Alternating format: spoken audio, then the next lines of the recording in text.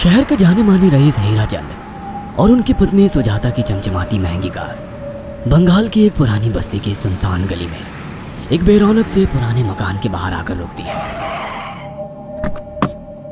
सुजाता, ये तुम मुझे किस जगह लेकर आई हो? ये तो कोई गरीबों की बस्ती लगती है, यहाँ ऐसा क्या है? हीराचंद की कुछ भी समझ में नहीं आ रहा था कि सुजाता उसे ऐसी अजीब सी जगह क्यों लाई है, जिस मकान में दिन में भी अंधेरा दिख रहा था और धुआं उठ रहा था। आप मेरे साथ अंदर चलिए, सब समझ जाएंगे। यहाँ हमारी हर समस्या का समाधान मिलेगा। सुजाता और हीराचंद आशंकित कदमों से उस मकान में दाखिल होते हैं। तभी उन्हें किसी महिला की बाहरी आवाज सुनाई पड़ती है। चले आओ, चले आओ। हीराचंद ने देखा कि उस मकान के अंदर अंधेरा था। अचानक हीराचंद की निगाह एक कमरे की ओर पड़ी, जिसके अंदर हल्की हल्की सी रोशनी आ रही थी और उस कमरे के अंदर से धुआं उठ रहा था। शायद उस कमरे के अंदर आग जल रही थी। ये किसकी आवाज है? यहाँ इतना अंधेरा क्यों है और ये धुआं कैसे उठ रहा है? मेरा तो यहाँ दम घुट रहा है। सुजाता और हीराचंद धीरे धीरे कदमों से उस कमरे के अंदर चले गए। अंदर वाले कमरे में बिखरे बाल वाली एक खूबसूरत सी बूढ़ी औरत सामने जल रही आग में एक मुर्गी की गर्दन काटकर उसका खून गिरा रही थी और मुर्गी का शरीर छटपटा रहा था। ये देखकर सुजाता को उबकाई आने लगी।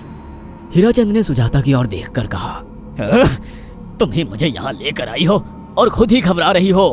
कौन है ये भयानक सी शक्ल वाली औरत और हम यहाँ क्यों आए हैं? अचानक उस औरत ने एक झटके में मुर्गे की गर्दन धड़ से अलग कर दी। ये देखकर सुजाता के मुंह से चीख निकल गई और सेठ हीराचंद भी सहम गया। वो बहुत डरावना नजारा था। ये अघोरा ताई हैं। ये हमें अपनी काली तंत्र विद्या से संतान सुख प्रदान कर सकती हैं। इसलिए मैं आपको यहाँ लेकर आई हूँ। कैसी बात करती हो? जहाँ बड़े से बड़े डॉक्टर सफल नहीं हुए, वहाँ ये मामूली औरत क्या कर लेगी? हीराचंद की बात सुनकर अघोरी ताई ने गुस्से से हीराचंद की ओर देखकर कहा, नादान हीराचंद, काली विद्या में इतनी शक्ति है कि मरे को भी जिंदा कर दे। संतान पैदा कराना कौन सा मुश्किल है? तुम्हें मेरा नाम कैसे पता? क्या तुम सच में हमें संतान सुख दिला सकती हो? तुम जितनी दौलत मांगोगी मिल जाएगी, अगर ये संभव है तो। संतान का नाम सुनते ही हीराचंद की आंखों में चमक आ गई। वह संतान के लिए कुछ भी कर सकता था। तुम लोगों को मुझे एक नवजात शिशु लाकर देना होगा। मैं उस शिशु की बलि चढ़ा दूंगी और फिर वही शिशु तुम्हारे घर में फिर से जन्म लेगा। नवजात शिशु की बलि का नाम सुनते ही सुजाता और हरिचंद डर के मारे सिहर गए, पर उनकी आंखों में उनकी संतान का सपना ज्यादा बड़ा था। वो सब करने को तैयार थे। अघोरा ताई, आप जैसा कहेंगे हम वैसा करेंगे। बस हमें संतान सुख दिला दो। बिना वारिस के हमारी दौलत किस काम की? संतान सुख के लिए अंधे हो चुके सुजाता और हरिचंद अपनी नौकरानी शीला से एक नवजात बच्ची चोरी करवा के अघोरी ताई को दे देते हैं।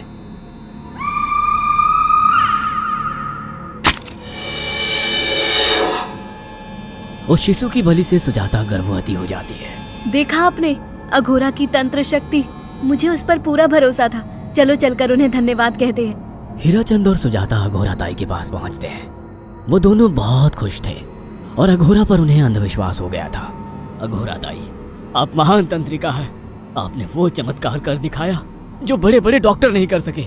ये काली विद्या है बेटा। अगर तुम दोनों चाहो तो मैं इस विद्या से तुम दोनों को हमेशा के लिए जवान बना सकती हूँ। क्या सच में ऐसा संभव है? हाँ बिल्कुल, पर इसके लिए तुम्हें जवान लड़के और लड़कियों की बलि चढ़ानी होगी। तुम उन्हें यहाँ तक लाओ, बाकी मैं देख लूंगी। जवान रहने की लालच में अंधे सुजाता और हरिचंद एक अनाथ आश्रमों से हर रोज एक लड़की या लड़के को गोद लेने के बहाने अघोरी के पास बलि चढ़ाने ले जाने लगे। और एक दिन अघोरी ताई ने हीराचंद और सुजाता से इंसानी मांस खाने को कहा। पूरी तरह से इंसान से हैवान बन चुके अब वो दोनों इंसानी मांस खाने के लिए तैयार भी हो गए। ये गर्म खून और मांस खाकर तुम लोगों की उम्र भी बढ़ जाएगी। खाओ इसे।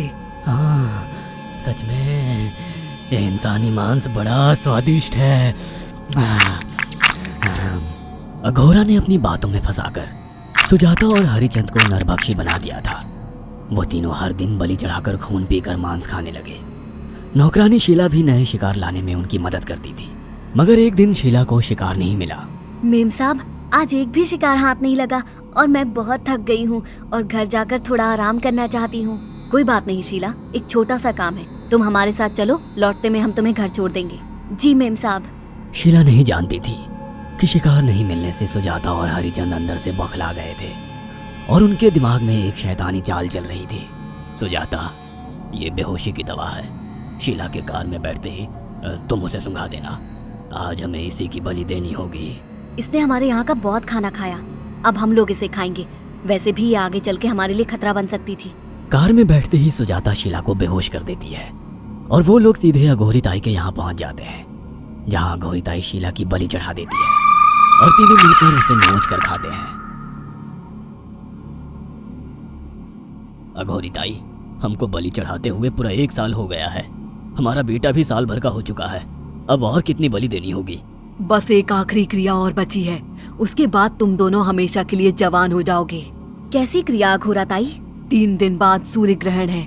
हमें पास के घने जंगल में एक विशेष क्रिया करनी होगी। उसके बाद तुम लोग कभी बूढ़े नहीं होगे। कितना अच्छा होगा, हम हमेशा जवान रहेंगे और सालों साल तक अपनी दौलत से ऐश करेंगे। हाँ, सच कहा। अघोरा ताई ने हमारे हर सपने पूरे कर दिए। 3 दिन बाद बंगाल के बियाबान जंगल में कोहरे और ओस से भीगे पेड़ों के बीच एक घने बरगद की बेलों पर कटे इंसानी सिर लटक रहे थे, जिसमें से खून टपक रहा था। काले जादू का सामान भी रखा था। कितनी भयानक जगह है ये, हर तरफ कटे हुए सर लटक रहे हैं। थोड़ी देर में सब समझ जाओगे। बैठ जाओ और मेरे साथ ये मंत्र दोहराओ। अघोरा, ये किन लोगों की कटी हुई गर्दनें हैं? आप यहाँ क्या करने वाली हो?